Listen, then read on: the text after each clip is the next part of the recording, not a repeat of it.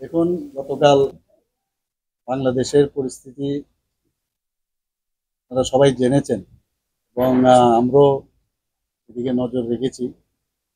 দিল্লির সাথেও আমি কন্টিনিউয়াস আমার যোগাযোগ আছে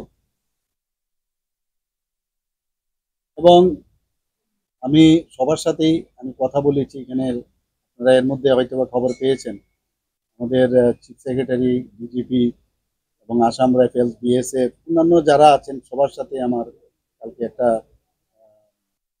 আমাদের সাথে কথাবার্তা হয়েছে, যাতে নজরদারি রাখা হয় এবং আমরা নজর রাখছি।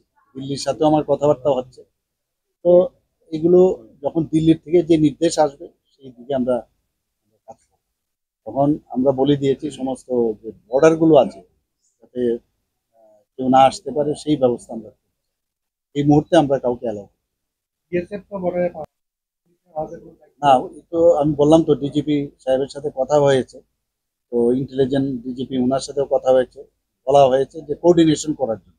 এই যে আমি 5-6টা ডিপার্টমেন্টের কথা আমি বললাম, ওনারা সবাই একজন আরেকজনের সাথে যাতে কোঅর্ডিনেশন করে, কোথাও কি সমস্যা বা কোনো যদি বর্ডার এরিয়াতে কোনো প্রবলেম হয় একজন আরেকজনের সাথে যাতে কোঅর্ডিনেশন।